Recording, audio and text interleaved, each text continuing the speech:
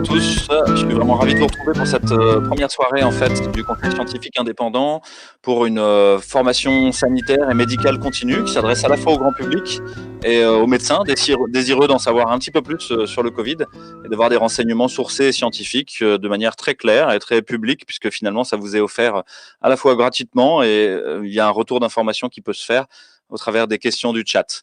Avec moi, finalement, il y a une partie du Conseil scientifique indépendant et notamment le professeur Christian Perronne que j'accueille ce soir. Je suis ravi de retrouver. Bonsoir, je suis ravi de te retrouver aussi. Bonsoir Christian, merci beaucoup de nous accompagner ce soir. Tu vas pas présenter, mais de ton aura bienveillante, tu vas nous permettre d'être éclairé de ta sagesse. Je présente ensuite Vincent Pavant, qui est enseignant-chercheur à l'Université d'Aix-Marseille en mathématiques. Bonsoir Vincent. Et bonsoir Louis, bonsoir à tous, bonsoir Christian, ravi d'être avec vous également ce soir pour quelques présentations mathématiques sur l'étude Comcore. Merci, j'espère que tout le monde va réussir à suivre. Docteur Philippe de Chazourne, qui vient de loin en fait, et qui a un autre horaire que nous. Merci beaucoup d'être là, Philippe. Bonsoir Louis, bonsoir tout le monde, et ravi d'essayer d'expliquer un peu ce qu'on pourrait penser de ce que c'est qu'une recommandation. Merci beaucoup. Et enfin, Eric Mena, que tout le public connaît, parce qu'il est passé déjà à la télé plusieurs fois. Donc, chaque fois qu'on est rentré dans un film, on finit par être connu. Bonsoir, Eric. Et bonsoir, Louis. Bonsoir à tous. Ravi aussi de participer à ce premier live du Conseil scientifique indépendant qui va essayer de donner une information à la fois loyale et objective pour informer le public, la population, de la situation et de ce qu'on peut faire. Et je vous parlerai ce soir un petit peu des chiffres autour de la vaccination. Et moi, je vous parlerai un petit peu d'encore autre chose, mais en tout dernier, je vous parlerai finalement de l'impact des mesures sociales sur la cinétique épidémique, le nombre de cas, le nombre d'hospitalisés, le nombre de morts. Je crois que c'est une question qu'il est urgent et légitime de se poser puisqu'on est reconfiné pour la 3e fois. Donc, est-ce que ça sert à quelque chose? Ça, c'est une vraie question scientifique, médicale, sanitaire et politique. Voilà. Donc, on va commencer avec Philippe qui va nous parler en tout premier. Merci beaucoup, Philippe. Merci à vous. Écoutez, on va essayer d'être rapide mais sur ce que c'est qu'une recommandation médicale, surtout quand on parle d'un traitement. Dans cette recommandation, on peut parler de la balance bénéfice-risque. Alors pour le patient bien sûr, mais aussi peut-être pour se couvrir face à la justice. C'est pour ça que cette représentation de cette icône qui représente la justice. Et puis la règle des trois O de Milton Erickson que les hypnothérapeutes connaissent bien. Observer, observer, observer. C'est la base de toute recherche. Et puis on peut faire de la recherche en médecine de terrain et de proximité, de face à un patient en urgence bien sûr. Et puis parfois, si on a un petit peu plus de temps, à tête reposée, puis on évoquera rapidement peut-être l'étude d'hydroxychloroquine de 2020, l'étude Kurachic, Nivaquine contre le chikungunya, c'était à La Réunion en 2006, et puis pourquoi pas les études 2020-2021 sur l'ivermectine. Alors, point important qu'il faudrait normalement demander à toute personne qui s'exprime dans le domaine public, c'est cet article L41-13-13 du Code santé publique qui fait obligation de déclarer ses liens. Alors, je vous annonce que je n'ai absolument aucun lien avec tout ce qui concerne l'industrie des médicaments. Et c'est la question qui est posée. Avez-vous des liens? Eh bien non, mais puisque vous avez répondu non à cette question, il sera mentionné absence de conflit d'intérêt déclaré par l'intervenant.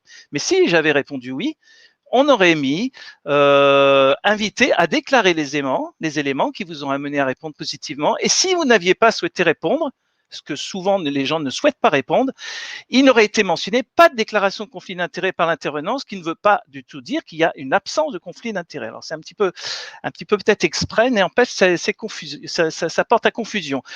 Alors, pour trouver quelque chose, pour trouver une efficacité d'un test diagnostique, d'un médicament, il faut chercher et puis ensuite comprendre. Alors, dans l'urgence, observer. Alors, ça ne coûte pas grand-chose, un petit peu de temps, parfois beaucoup de temps et de patience, une ouverture d'esprit. Ça peut donner des pistes qui ensuite pourront être explorées et ne pas avoir peur des résultats. Donc, ça prend peut-être beaucoup de temps, très peu d'argent, et beaucoup de volonté scientifique. Ça a été probablement le cas de l'étude du professeur Raoult sur l'hydroxychloroquine où il y avait une urgence à savoir sur quel chemin emprunter nos protocoles thérapeutiques. Et puis, si on a un petit peu plus de temps, mesurer, calculer, prouver, ou pas. Alors là, il va falloir des indicateurs fiables. Il y a tout un tas de notions de biais qui peuvent mettre en péril certaines études. Il va falloir du monde dans la population qui va donner de la puissance aux études et puis, si possible, une randomisation, c'est-à-dire on teste avec des médicaments chez une population, puis une autre où on donne en fait un placebo ou un autre traitement et en double aveugle, c'est-à-dire l'aveugle du patient qui ne sait pas ce qu'il prend et l'aveugle du soignant qui ne sait pas ce qu'il donne aux patients. Et puis, on fait des analyses statistiques et puis avec ça, on arrive à trouver ou pas une corrélation entre un traitement et une efficacité. Alors là, il faut beaucoup de temps, beaucoup d'argent et souvent, ça fait appel aux industries, ce qui pose un problème évidemment d'indépendance des résultats, l'État, les programmes hospitaliers de recherche clinique et surtout beaucoup de volonté politique. Et là, si vous voulez faire de la recherche, pour savoir ce qui est efficace dans le Covid, il va falloir passer par ce fameux reacting et vous verrez, il y a le lien, si vous tapez reacting, vous verrez que les personnes qui décident ce qu'on peut chercher ou pas sont quand même très proches du pouvoir actuellement. Alors, on aboutit à des recommandations. Alors, il y a des grades A, B, C en fonction du niveau de preuve. Alors, la grade A, c'est le maximum sur une preuve scientifique. C'est là où on parle des essais comparatifs randomisés de forte puissance, c'est-à-dire avec une grande population et sans biais majeur. De grade B, c'est un petit peu moins fiable avec des études comparatives ou des études de cohorte. Et puis des grades C, qui sont des études de grade donc inférieures, mais qui ont aussi leur intérêt avec des études cas témoins, série de cas, mais qui peuvent déboucher ensuite, si on le veut, politiquement, aboutir à des grades B ou A en mettant un peu plus d'argent dans les études. Alors, vous pouvez retrouver tout cela en tapant HAS, Haute Autorité de Santé, qui sont à l'origine donc de la distribution de l'ensemble des recommandations à tous les professionnels de santé. HAS, gradation des recommandations, et vous aurez ce recueil qui date d'avril 2013 et qui vous donnera toutes les choses importantes à retenir. Alors, il y a les dogmes, des recommandations. Alors, ce qui est recommandé ne veut pas dire que ça a été prouvé en termes de mortalité. Par exemple, les anticholestérolémiants, selon les indications, ça peut avoir un intérêt ou ne pas en avoir. Ce qui est prouvé ne veut pas dire que c'est recommandé. C'est toute la problématique face à l'ivermectine actuellement. Ce qui n'est pas prouvé de façon très rigoureuse, c'est-à-dire de niveau de grade A, ne veut pas dire que ça ne marche pas. La morphine, on l'a jamais fait des tests contre quelqu'un qui prenait du placebo parce que éthiquement, ça posait évidemment problème. On considère que c'est évident que la morphine soulage les douleurs, donc on considère qu'il n'y a pas vraiment d'un besoin de grade A. Ce qui n'est pas prouvé aujourd'hui ne veut pas dire ça ne sera pas demain. Alors, il y a l'hypnose, l'ostéopathie, tout un tas de molécules également. Donc, la science évolue. Ce qui ne marche pas ne veut pas dire que ce n'est pas recommandé. On pense au remdesivir, bien sûr. Et ce qui est promu avec beaucoup de com' ne veut pas dire que c'est sans danger, évidemment. Hommage à toutes les personnes qui sont périls grâce ou à cause de cette molécule Mediator. Alors, quant à la balance bénéfice-risque, dont on attend partout, tout dépend de ce qu'on met de chaque côté de la balance et quel poids on estime chaque élément qui est dans chaque côté de la balance. Le poids d'un mort, le poids d'une maladie auto-immune qui ne va pas apparaître forcément à J+1 ou J+2, mais peut-être plusieurs semaines ou mois après. Le poids du nombre de bénéficiaires potentiels. Alors, la prise en charge de nos patients doit passer sur des recommandations officielles, mais aussi sur ce que peuvent nous rapporter les patients et ce que nous percevons d'eux. Alors ça, c'est un peu anecdotique, mais c'est juste chez ma dentiste et c'est marqué dans sa salle d'attente. Le fait que ces actes ne soient pas pris en charge ne signifie pas qu'ils ne sont pas médicalement justifiés. Ça veut dire quoi? Ça veut dire que c'est pas parce qu'on fait des actes qui ne sont pas remboursés, qui ne sont pas efficaces. Et ça, c'est quand même très intéressant. Ça peut être valable aussi pour les médicaments. Alors, des preuves. Voilà ce qu'on rêverait de tous les jours d'en avoir, sauf que ça prend beaucoup de l'argent pour beaucoup d'études et surtout, il y a une volonté politique qui n'existe pas toujours. Et je vous remercie de votre écoute.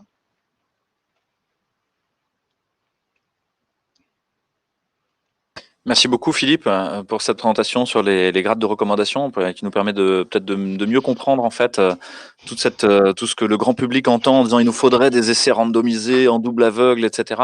Comprendre que finalement l'épistémologie, la création du savoir en période épidémique, peut-être qu'elle répond pas tout à fait à ces normes-là et qu'il y a besoin aussi d'utiliser d'autres façons de faire et d'explorer d'autres pistes qui sont très utiles. Et que effectivement il y a ce biais majeur que les choses qui sont recommandées sont pas forcément celles qui sont prouvées et celles qui sont prouvées sont pas forcément recommandées.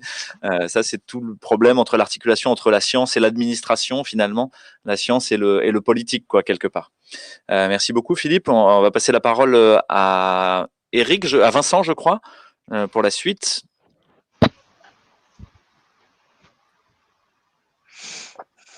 Alors Eric, apparemment. Alors Eric, peut-être. Si c'est Eric, c'est très bien. Merci Eric. Bon, rebonsoir Louis, bonsoir à tous. Nous allons continuer un petit peu dans l'esprit des notions de preuve et d'éléments qui sont prouvés ou qui sont recommandés. Je voudrais vous parler ce soir de l'efficacité des vaccins en observant les courbes de mortalité en fonction du taux de vaccination, parce qu'on dit beaucoup de choses.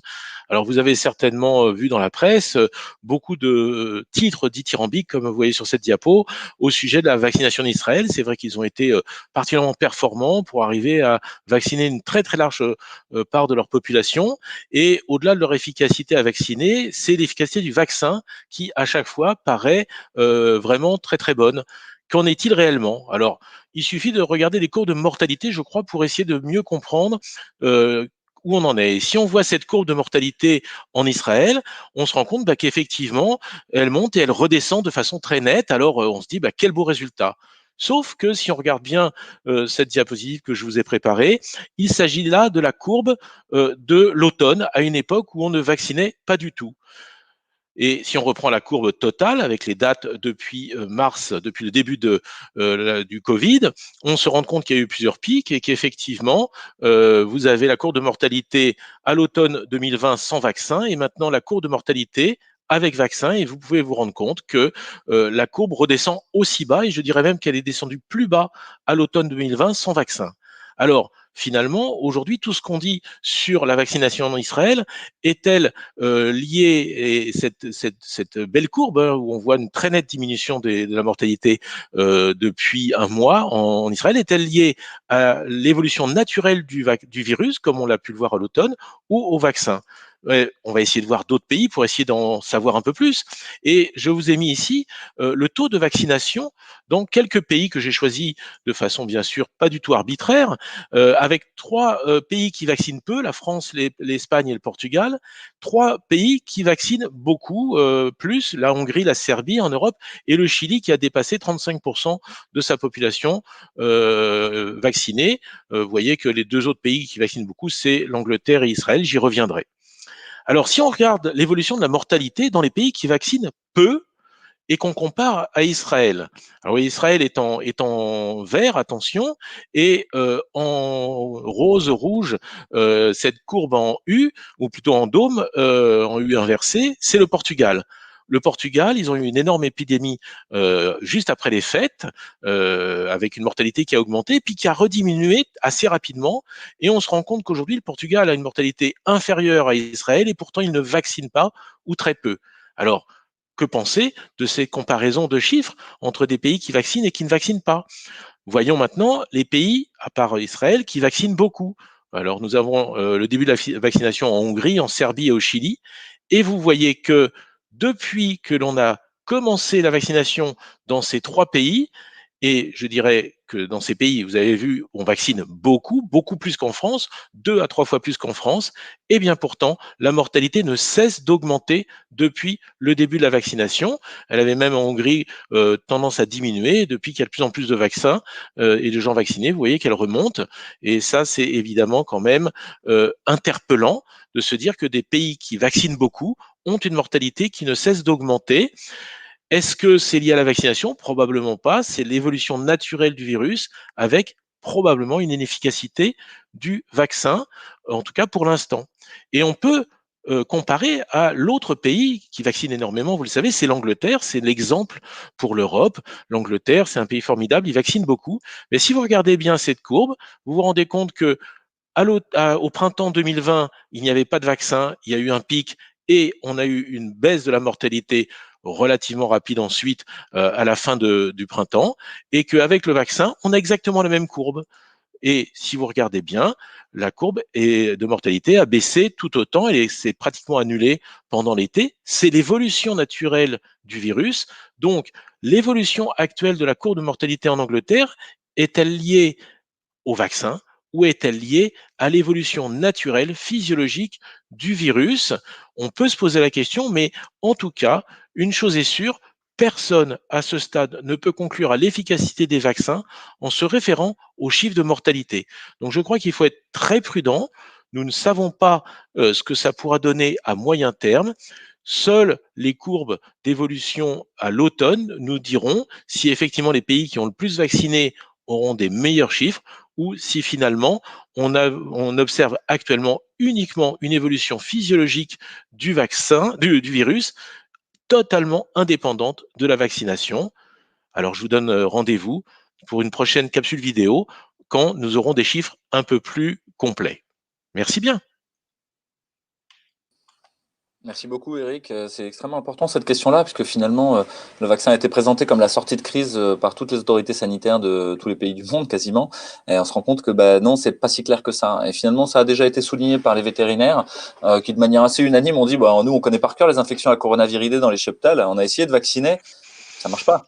Ça marche pas parce que le virus mute trop, varie trop. Et donc, il y a quand même de grandes chances que ce soit le cas aussi pour l'humain. Je crois que la moindre des prudences, c'est de ne pas mettre tous ses œufs dans le même panier, de ne pas mettre son budget uniquement sur de la vaccination, mais aussi de parler des traitements, de parler des mesures. Aujourd'hui, comme tu le dis, Louis, je pense qu'il faut être très prudent sur ce qu'on dit sur l'efficacité de la vaccination. Et je pense que les journalistes manquent de prudence à ce sujet. Personne ne peut dire aujourd'hui si le vaccin joue un rôle sur l'évolution de la maladie dans ces différents pays. On a vu que les pays qui vaccinent, la mortalité augmente, des pays qui vaccinent pas, la mortalité diminue. Donc on peut pas trop savoir, on en saura plus tard, sauf que plus tard, il y aura aussi l'évolution des variants avec peut-être une inefficacité des vaccins, ce qui nous ramène à ce que l'on dit depuis toujours au Conseil scientifique indépendant, c'est que peut-être qu'on a oublié simplement de soigner nos patients et que ça serait peut-être intéressant de pouvoir comparer des populations soignées à des populations vaccinées. Et là, on aurait peut-être des chiffres tout à fait parlants. On espère qu'on les aura un jour. Soigner, vacciner et puis prévenir, faire de la prévention, c'est extrêmement important, effectivement. Et puis je rappelle juste au public que finalement, faire la promotion d'un traitement insuffisamment éprouvé, ça s'appelle de la charlatanerie.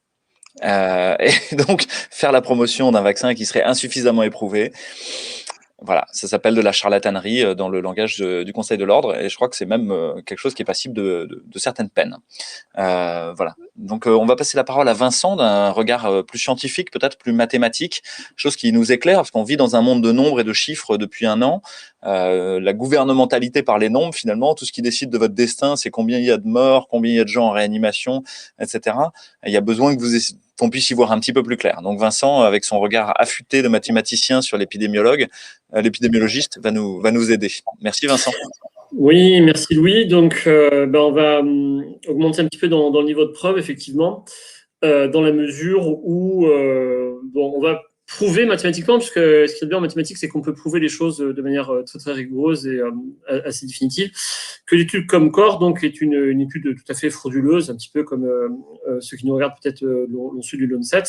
Et donc c'est à partir de cette étude en particulier que Castex a justifié donc la fermeture des restaurants. Donc voilà, cette fermeture des bars et des restaurants, elle a été décidée donc par l'article 40 du décret du 29 octobre 2020. Et ça a été justifié, donc, cette fermeture par Castex, donc au micro de Sonia Merbrook, donc grâce à l'étude scientifique, entre guillemets, du professeur Fontanet, donc, qui a mené l'étude Comcore. Alors, on va voir en fait que c'est assez facile de prouver logiquement et mathématiquement que cette étude a trois caractéristiques. D'abord, elle est totalement arbitraire. En plus, elle est hélas frauduleuse et en plus, elle est complètement incohérente.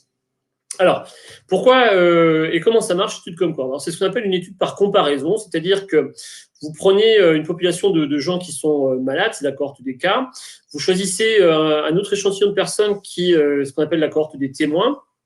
Et dans ces deux échantillons, vous choisissez un critère d'exposition. Alors, par exemple, c'est fumer la cigarette ou ne pas fumer la cigarette. Et dans le cas qui nous intéresse, c'est fréquenter les restaurants ou ne pas fréquenter les restaurants. Et puis, donc, vous présentez ces deux cohortes et ces deux critères d'exposition dans un tableau qu'on appelle une matrice, et ça va vous permettre donc d'effectuer ce qu'on appelle les odds ratio, en fait, c'est-à-dire les facteurs de risque. Alors, comment ça marche? Tout simplement, vous faites le ratio donc parmi les malades de ceux, par exemple, qui fument et ceux qui ne fument pas. Vous faites le ratio dans la cohorte des témoins de ceux qui fument et de ceux qui ne fument pas, et vous faites la division entre ces deux ratios pour les comparer entre eux, et en particulier donc pour voir si c'est plus petit ou plus grand que 1. Donc là, typiquement, vous allez faire le rapport donc ici donc de 100 sur 40 que vous divisez par 30 sur 180. Vous formez donc le produit de 100 par 180 que vous divisez par 30 fois 40 et ça vous donne donc un rapport qui est de 15. Et donc, ce calcul vous dit que vous avez 15 fois plus de chances donc d'attraper un cancer quand vous êtes fumeur que quand vous êtes non-fumeur. Alors en fait, ces chiffres, on peut les interpréter un peu plus statistiquement et on peut donc, en plus de ce calcul donc d'odds ratio, donner un intervalle de confiance sur la valeur qu'on a calculée qui permet de dire si oui ou non, eh bien, le facteur de risque que vous avez va vous permettre de rentrer dans une cohorte ou dans une autre. Bon. Donc, le principe est le suivant. Donc, vous calculez un odds ratio avec une méthode donc, que vous chargez en général dans une librairie. Vous calculez à partir d'une interprétation statistique de cette odds ratio donc, eh bien, un intervalle de confiance à 95%. Et si le facteur 1 appartient à cet intervalle de confiance, ben, vous dites que vous êtes exposé pour la maladie en question. Si jamais eh bien, 1 n'est pas dedans, vous dites que soit eh bien, effectivement, le facteur est un facteur de risque, soit c'est un facteur de protection. Donc la grande règle, c'est pardon, si 1 est dans l'intervalle de confiance, eh bien, il n'y a aucune conclusion à tirer en termes de risque sur le critère que vous voulez tester. Donc ça, c'est le principe, effectivement, de l'étude de Fontanet. C'est comme ça qu'il a fait. Donc, qu'est-ce qui s'est passé ? Il s'est passé que dans son étude, donc la CPAM a envoyé environ 30 000 mails à des gens qui sont malades et a récupéré donc 3 426 réponses sur eh bien, des facteurs de risque, par exemple aller au restaurant, aller en discothèque, manger avec des amis, etc., etc. Donc cette cohorte de cas malades donc, a été recrutée par la CPM donc, via des mails. Et puis la cohorte des gens sains donc, qui n'étaient pas malades a été choisie par Ipsos. Et donc, on a choisi 1713 personnes pour eh bien, faire des comparaisons en termes de facteurs de risque entre les gens malades et les pas malades. Alors, le problème, en fait, de ce genre de test, c'est que vous devez donc recruter deux listes, une liste de cohorte, une liste de cas malades et une liste de cas non malades, sains, et qu'il y a toujours, effectivement, des biais possibles dans les recrutements qui font que eh bien, les odds ratio que vous allez calculer éventuellement sont biaisés par rapport à ce qui s'est passé. Donc là, dans l'étude Comcore, il y avait deux biais structuraux qui étaient extrêmement importants. Le premier, c'est que effectivement, on a choisi de ne pas tester, donc d'éliminer par principe les facteurs de risque liés aux endroits où les gens habitaient, ce qui était un peu bizarre, puisqu'on sait que effectivement, en France, sur les épidémies, il y a eu par exemple au printemps beaucoup plus de risques quand on était dans l'Est, dans le Nord ou à Paris. Donc ça, c'est un petit peu gênant. Et d'autre part, il y a un biais hallucinant dans l'étude donc Comcore, c'est qu'on a surreprésenté en fait les jeunes dans la catégorie des gens malades, donc par rapport à la cohorte des cas témoins, ce qui faisait que, en termes de évidemment fréquentation de bars et de restaurants, on pouvait s'attendre à ce que les jeunes allant plus souvent que les personnes plus âgées, donc plus de 70 ans, sans doute dans les bars et dans les restaurants, naturellement, on allait obtenir que fréquenter les bars et les restaurants avait un facteur de risque, alors qu'en fait, c'était juste le fait qu'on avait plus de jeunes dans la liste des cas malades. Donc ça, c'est de toute façon, de manière générale, quand on fait des études par facteur de risque, il faut bien contrôler en fait les biais qu'on introduit éventuellement entre les cas témoins et les cas malades. Alors, donc je vous ai donné la visualisation donc, des résultats qui ont été obtenus par l'étude Comcore sur donc, les habitudes de fréquentation des bars et des restaurants, donc entre les gens qui sont malades ici dans la colonne de gauche et les gens qui ne sont pas malades ici dans la colonne de droite. Et donc, à partir donc, des chiffres qu'on a, donc à chaque fois que vous avez 4 chiffres que vous mettez dans une matrice, vous pouvez calculer donc, les facteurs de risque associés. Et donc, la conclusion principale de l'étude qui était arrivée, c'est que quand vous étiez malade, vous aviez en fait 2 fois plus de chances d'avoir été malade parce que vous étiez allé en fait au restaurant ou dans les bars. Donc c'est cette question-là donc qui effectivement est ressortie de l'étude et c'est ce qui a fait exactement que Castex a dit on va fermer les bars et les restaurants parce que dans cette étude, à la question fréquentez-vous les bars ou les restaurants, eh bien les gens qui étaient malades avaient répondu 2 fois plus par l'affirmatif que en gros ceux qui n'étaient pas malades. Alors donc, il y a effectivement un petit problème dans cette question. On voit, c'est que finalement, on a posé 3 questions ici dans ce sondage finalement. Donc, une première question, avez-vous fréquenté les bars ou les restaurants ? Deuxième question, avez-vous fréquenté des bars ? Et troisième question, avez-vous fréquenté des restaurants ? Alors, c'est un peu bizarre quand même parce qu'on a l'impression que les questions sont redondantes et on ne voit pas pourquoi on devrait répondre à ces 3 questions alors que finalement, la réponse à ces deux questions, donc la fréquentation des bars et ensuite la fréquentation des restaurants, a l'air suffisante. Bon. Donc en fait, il y a des questions redondantes et on va voir que c'est un petit peu gênant parce que ça introduit en particulier de l'incohérence. Et l'autre chose qui est extrêmement bizarre dans cette étude, c'est qu'on voit qu'il y a des données manquantes ici sur ces questions. Avez-vous fréquenté des bars et avez-vous fréquenté des restaurants? Alors c'est très bizarre parce qu'on ne voit pas pourquoi les gens qui auraient répondu en particulier à la première question, donc celle de la fréquentation des bars ou des restaurants, ne répondraient pas ensuite à la fréquentation des bars, puis à la fréquentation des restaurants. Donc en fait, c'est extrêmement bizarre. Et on va voir en fait que ces données manquantes ont été introduites de manière artificielle, donc aucun doute là-dessus, et c'est ce qu'on va effectivement démontrer. Alors pourquoi? D'abord, en fait, il est tout à fait logique de penser que la question « avez-vous fréquenté des bars ou des restaurants » n'a pas pu être posée. Pourquoi? Tout simplement parce que le sens du mot « ou » est assez ambigu quand on le pose en langage naturel. Alors, est-ce que c'est un « ou » exclusif ou un « ou » inclusif? Exemple, quand vous êtes au restaurant et qu'on vous dit fromage ou dessert, c'est évidemment l'un ou l'autre, mais pas les deux en même temps. Maintenant, si on vous pose la question aimez-vous les fromages ou les desserts, eh bien, le ou peut être inclusif, sachant que vous pouvez aimer le fromage, le dessert et les deux en même temps. Donc, en fait, en général, quand on fait des sondages, on évite de poser ce genre de connecteur dans les questions parce que, évidemment, c'est complètement sémantiquement ambigu et donc il y a des gens qui peuvent comprendre ces questions-là de manière différente et donc la question n'a pas d'intérêt. La deuxième remarque, c'est que cette question, donc, avez-vous fréquenté des bars ou des restaurants, en fait, vous pouvez la reconstruire de manière tout à fait facile. Si vous avez répondu à la question Q2, donc avez-vous fréquenté des bars? Si ensuite vous avez répondu à la question Q3, avez-vous fréquenté des restaurants? Eh bien, vous pouvez de manière extrêmement simple reconstruire la réponse à la question avez-vous fréquenté des bars ou des restaurants? Et donc, du coup, ce qui fait qu'en pratique, on n'a pas à poser la question Q1, mais on pose uniquement la question Q2. Donc, en fait, ce qui se passe, c'est qu'en logique, normalement, on ne peut pas avoir posé la question Q1, on doit l'avoir reconstruite effectivement à partir des connaissances des réponses Q2 et Q3, sauf que dans ce cas-là, eh bien, il ne peut pas y avoir de données manquantes ici à la question Q2 et à la question Q3, sinon on ne peut pas reconstruire la question Q1. Donc du coup, on est obligé de revenir à l'hypothèse que la question Q1 a effectivement été posée, en plus des questions Q2 et Q3. Mais alors là, ça ne va pas non plus. Parce qu'en fait, d'abord, la question Q1 elle est plus compliquée que les deux autres. On ne voit pas pourquoi donc, des personnes qui sauraient répondre à la première question ne sauraient pas répondre aux deux autres. Et si l'on suppose, par exemple, que la question Q2 et Q3 n'ont pas été répondues parce que les gens ont déjà répondu à la question Q1 et qu'ils ne voient pas très bien pourquoi ensuite ils devraient répondre aux questions Q2 et Q3, autrement dit, il y aurait une confusion dans le questionnaire parce que l'enchaînement des questions a l'air redondant et que les gens n'ont pas envie de répondre. Oui, mais dans ce cas-là, on ne comprend pas pourquoi tous ceux de la cohorte témoin ont répondu exactement aux questions, alors que ceux qui étaient donc dans la cohorte des cas n'ont pas répondu. Et donc la probabilité qu'une telle chose arrive, elle est à peu près de l'ordre de 2 tiers à la puissance de 132, c'est-à-dire que c'est totalement impossible. Donc même si on suppose qu'on a posé la question Q1 en plus des questions Q2 et Q3, eh bien on voit que statistiquement, le taux de non-réponse qui est donné donc dans les deux cohortes fait que, statistiquement, un tel événement, c'est tout à fait impossible. Donc en fait, le taux de non-réponse, il a été effectivement introduit de manière complètement artificielle. C'est pas possible que ça ait pu être quelque chose d'honnête.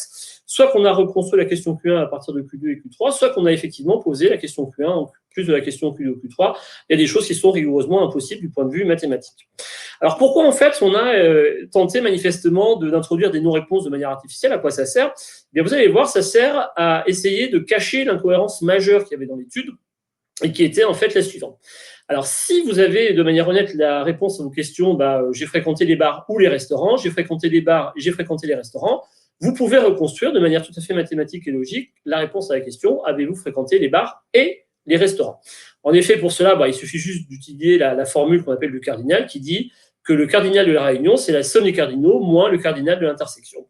Ou, dit autrement, le cardinal de l'intersection, c'est la somme des cardinaux moins le cardinal de la réunion, avec A, donc c'est l'ensemble des personnes qui fréquentent les bars, B, l'ensemble des personnes qui fréquentent les restaurants, A union B, celles qui fréquentent les bars ou les restaurants, A inter B, celles qui fréquentent les bars et les restaurants. Et donc, l'idée de reconstruire ce truc-là à partir des questions Q1 et Q3, c'est de, du coup, tester le facteur de risque associé à la question « Avez-vous fréquenté les bars et les restaurants ?» Alors, en fait, on va voir que ce qui nous empêche de reconstruire a priori le cardinal de l'intersection, c'est ces données manquantes ici qui nous empêchent de faire proprement le calcul donc, de la formule du cardinal.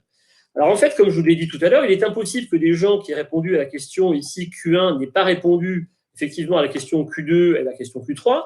Et donc, ce qu'on peut faire mathématiquement, c'est réaffecter ces non-réponses sur le oui et sur le non. Pareil ici sur le oui et sur le non, de sorte qu'on ne change pas, quand on va réaffecter une nouvelle réponse, eh bien, les proportions aux réponses oui non qui ont été données. Alors, si vous faites ce petit exercice, en fait, eh bien, donc, comme je le présente ici, eh bien, vous obtenez que vous reconstruisez donc maintenant honnêtement les questions Q2 et Q3, donc en éliminant les données manquantes qui de toute façon ne peuvent pas avoir existé, en réattribuant, donc comme je vous l'ai dit, en conservant une proportion de oui et de non. Eh bien, vous voyez que sur la question Q2, vous rajoutez 16 personnes qui ont répondu oui donc à la question Q2 et 216 personnes qui ont répondu non à la question Q2. Et pour effectivement la question Q3, vous rajoutez donc exactement 178 réponses à la question non et donc 54 à la réponse oui.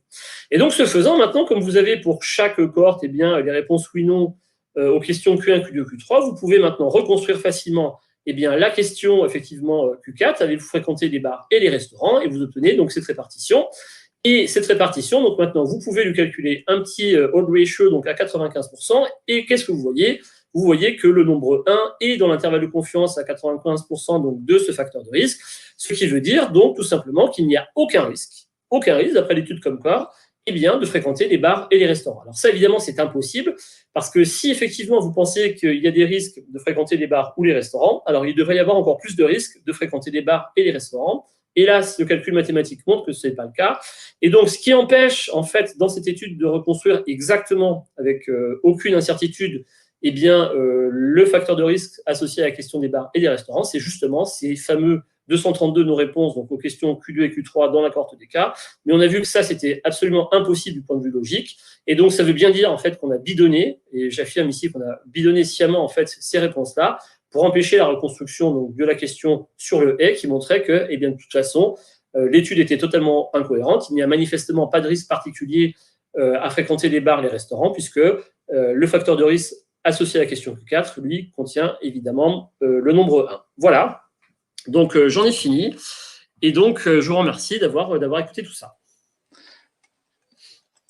Merci beaucoup Vincent, j'espère que le public est sensible au caractère jubilatoire de cette présentation, parce qu'il y a quelque chose d'extrêmement savoureux à démonter finalement cette histoire de bar et de restaurant.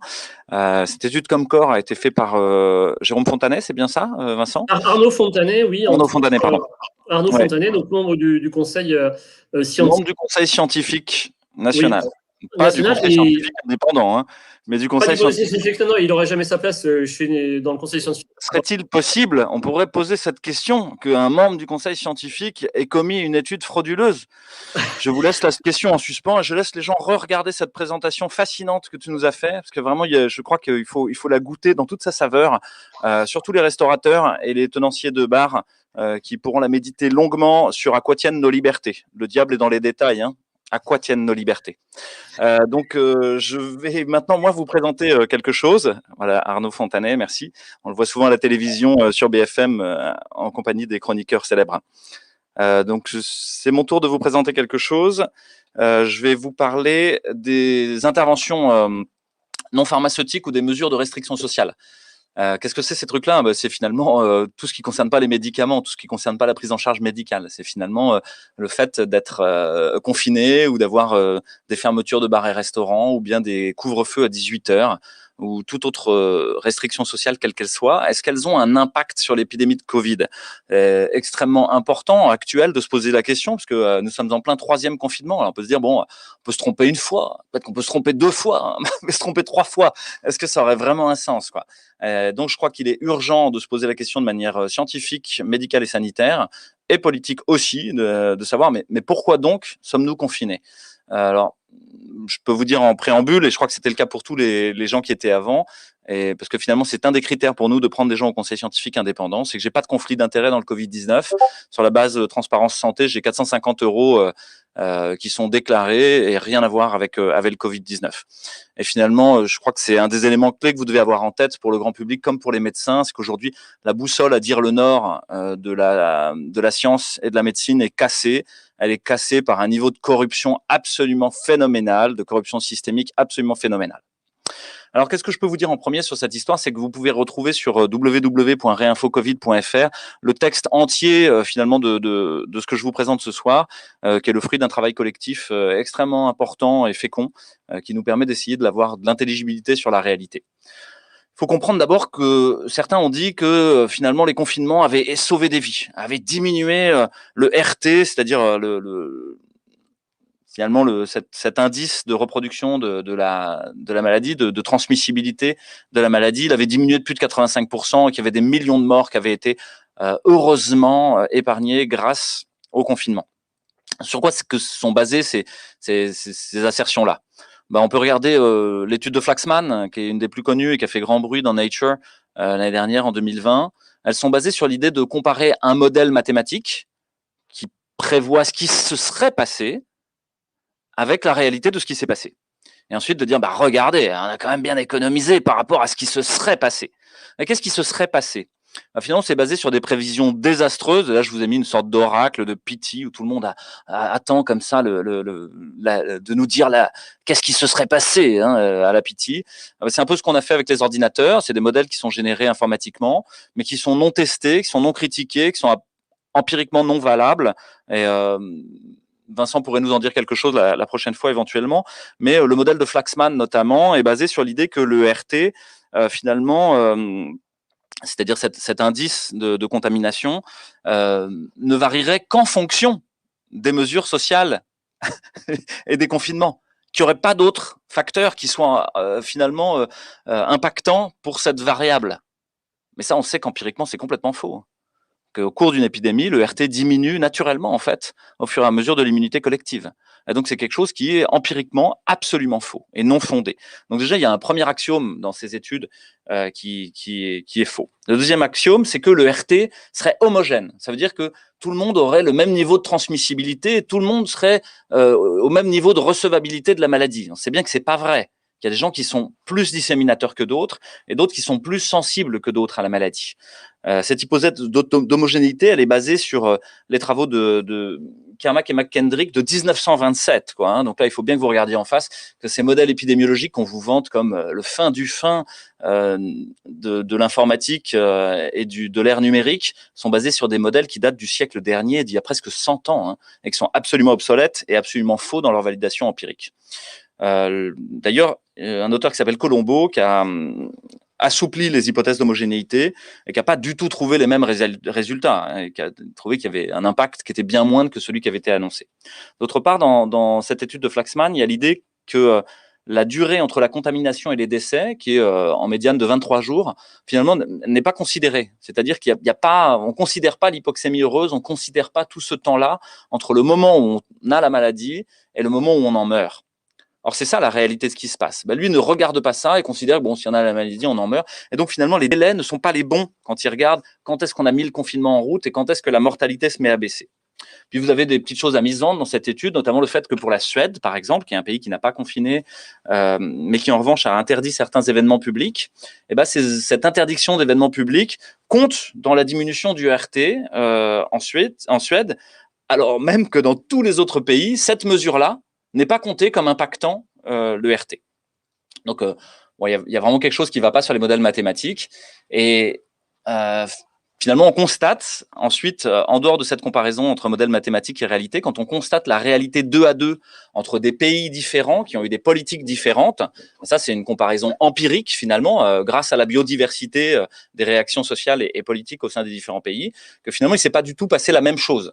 Et que finalement, l'épidémie a décliné avant l'implémentation des interventions non pharmaceutiques, telles que les confinements dans de très nombreux pays, notamment en Allemagne, en Grande-Bretagne, en France, en Italie, en Espagne. Il n'y a eu aucun impact sur l'épidémie. Je vous ai mis un certain nombre d'études qui le démontrent, notamment l'étude de Kubandner et puis l'étude de Savaris. Mais vous pourrez aller voir plus loin, on pourrait développer. Et qu'est-ce qu'on constate aussi dans les études empiriques, c'est qu'il n'y a pas de corrélation entre le confinement et le taux de cas, le taux d'incidence des cas, le nombre de décès, le nombre d'hospitalisations.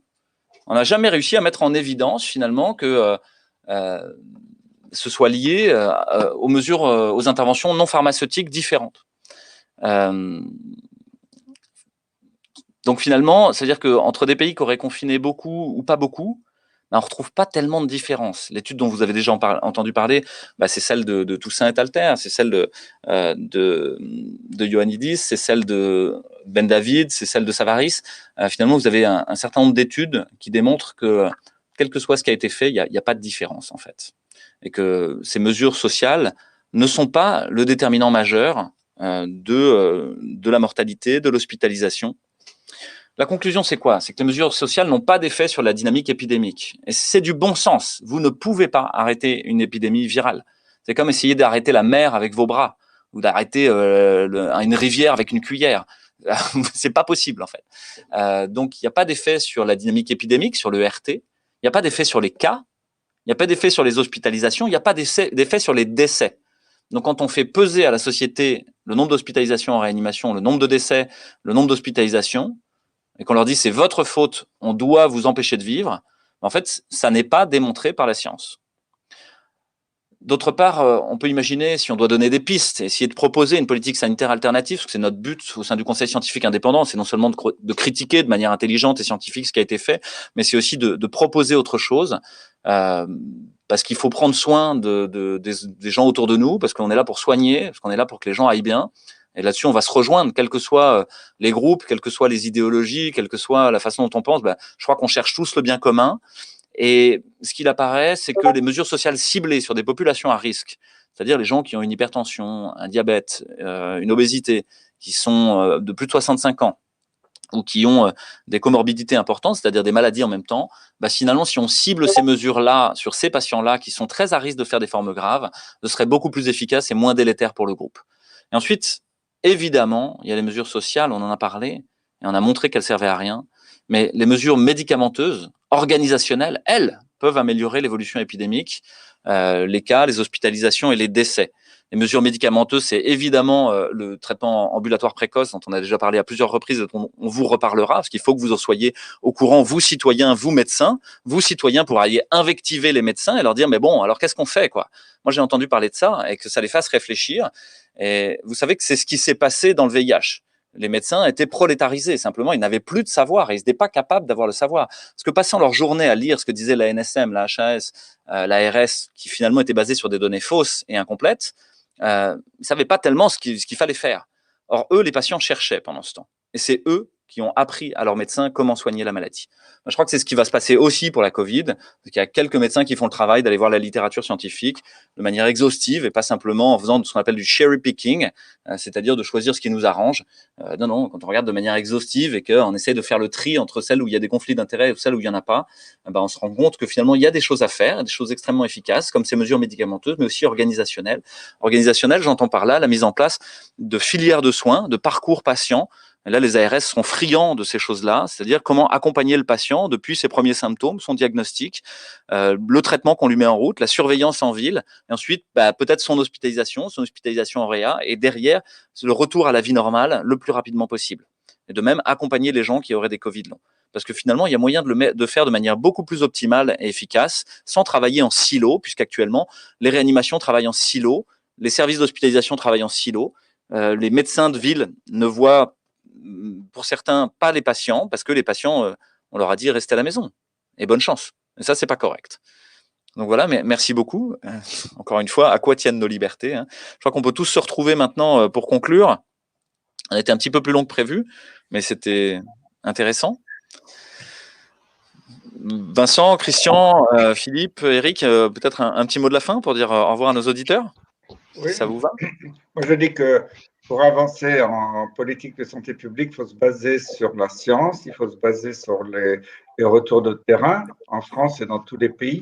Et là, je vois que la science est bafouée car il y a beaucoup de publications internationales, même si ce n'est pas publié dans les plus grands journaux du monde, mais on voit que les plus grands journaux du monde, comme le Lancet et le New England Journal of Medicine, on a vu qu'ils avaient pu publier des études frauduleuses. Donc, c'est pas parce que c'est pas publié dans ces grands journaux que ça n'a pas de valeur. Il y a quand même des très bons articles sur tout un tas de traitements qui marchent.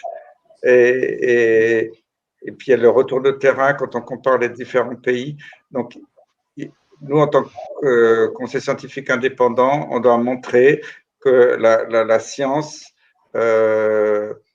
apporte beaucoup de données qui ne sont pas forcément soutenues par nos autorités. Ça, c'est pour moi le pire des scandales, parce que moi, comme j'ai participé à toute la politique de santé publique pendant des années et j'ai jamais vu une dérive comme on voit aujourd'hui. Merci Christian, hein, vous vous souvenez pour tous, il y a de très nombreuses publications qui ont été faites depuis, mais Kamran Abbasi, qui est l'éditeur en chef associé du British Medical Journal, a sorti un éditorial pendant la crise Covid qui est très parlant, rien que par son titre, hein, puisqu'il dit Covid-19, Politicization, Corruption and Suppression of Science. Covid-19, politisation, corruption et suppression de la science. Donc on en est rendu là avec une boussole à dire le Nord qui est un petit peu cassée et à nous d'essayer de faire le tri, de retrouver des savoirs, de retrouver comment retrouver son chemin dans tout ce bazar. Et c'est pour ça qu'on s'est mis ensemble, parce que tout seul on n'y arrive pas et qu'il faut être nombreux pour pouvoir faire le tri. Vincent, tu veux nous dire un petit quelque chose? Oui, effectivement, tout à fait. Bon, les chiffres gouvernent aujourd'hui, effectivement, et il faut s'interroger sérieusement sur la manière avec laquelle ils sont produits. Donc, en fait, de plus en plus, et je pense que ce sera un des rôles du comité scientifique indépendant, c'est de produire des documents qui soient sourcés, qui soient autonomes, qui soient vérifiables, qui soient traçables par tout le monde. C'est une condition nécessaire. Et donc oui, il y a beaucoup de choses. Donc Eric Mena a beaucoup parlé des vaccins. Donc effectivement, les courbes de vaccination, de mortalité post-vaccination ont tendance parfois à interroger. On a sorti beaucoup de courbes de mortalité, donc j'ai suivi le développement de l'article de Toubiana, Laurent Toubiana, qui n'est pas là ce soir, mais sur l'idée que tout ça, en 2020, on ne meurt pas plus qu'en 2015, voilà, et que c'est même une année de mortalité historiquement basse pour les moins de 65 ans. Et puis, il y a aussi des courbes dont je vous parlerai bientôt sur le masque chez les enfants et le retour des et des asthmes chez les enfants, hélas. Et donc, oui, beaucoup de chiffres, et il faut être très prudent et toujours très sourcé sur les chiffres, mais c'est quelque chose de fondamental de savoir comment ils étaient construits. Et donc, ce que j'ai présenté sur l'étude de Fontanet, c'était effectivement une manière de voir que si on contrôle un petit peu de près, on voit hélas, comme a bien dit Christian et comme tu l'as rappelé, Louis, on voit des horreurs qui sont publiées dans des journaux et qui servent de référence. Merci beaucoup Vincent. On attend avec impatience ces nouvelles courbes, notamment cette mortalité entre 2015 et 2020 qui permettra de relativiser ce qui se passe, même si c'est pas anodin. Je crois que ça permettra à beaucoup de gens de souffler un petit peu et de revenir à la réalité. Philippe, Eric, si vous voulez conclure. Oui, moi je dirais qu'il y a un dénominateur commun quand même depuis le début de cette crise, c'est qu'on manque totalement d'argumentaire, enfin ceux qui ne sont pas de notre côté, et que ça fait du bien d'avoir de vrais chiffres et pouvoir comparer effectivement. Et je crois que pour rebondir sur ce que tu as dit, Louis, effectivement c'est aux patients de convaincre les médecins, et on parle de plus en plus de patients experts, et souvent les médecins sont un peu la tête dans le guidon, donc on compte vraiment sur ces patients experts, ceux qui ont été touchés par la Covid ou ceux qui se sont un peu plus renseignés, pour informer gentiment leurs médecins traitants pour leur dire « Docteur, que pensez-vous de cette étude ?» Et c'est là où on va questionner les médecins qui peut-être pourront à un moment se dire « Ah mais oui, peut-être bien que… » Voilà. Donc, c'est très agréable d'avoir des experts comme vous là et présentant des études, des vraies études et qui, a priori, n'ont jamais été contredites.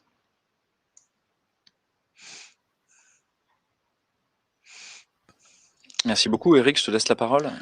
Oui, merci à tous. Je pense qu'il faut insister sur des choses aussi de base, et je rebondis sur ce que vient de dire Philippe. La solution est certainement dans les mains du peuple, du grand public, des usagers de la santé.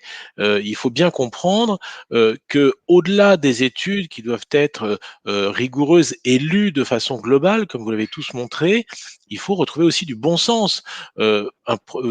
J'ai illustré ça avec deux exemples que nous aurons l'occasion de développer dans des prochaines capsules et dans des prochains lives.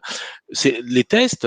Je suis désolé, mais depuis que le monde est monde, depuis qu'on sait faire des tests biologiques, depuis qu'on a des études de médecine, on nous a toujours expliqué que les tests sont là pour éclairer la clinique, mais que la clinique est reine. Or, aujourd'hui, on fait des raisonnements scientifiques et des raisonnements politiques sur des tests sans aucun symptôme clinique. La clinique doit être éclairée par les tests, mais c'est la clinique qui prime. Et l'autre élément, c'est d'avoir simplement du bon sens. On sait très bien qu'on aura du mal à démontrer, par exemple, malgré les 70 ou 80 études sur l'ivermectine, que l'ivermectine est un traitement parfait.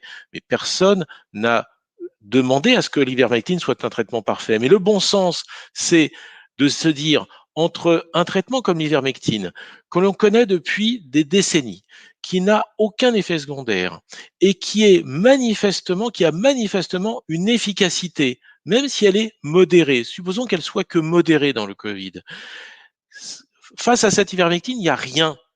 C'est-à-dire que si vous avez soit un traitement efficace, même modérément efficace, mais efficace, sans danger, pas cher, et en face, vous n'avez rien, vous choisissez quoi? Vous choisissez forcément le traitement qui vous donne des chances d'aller mieux.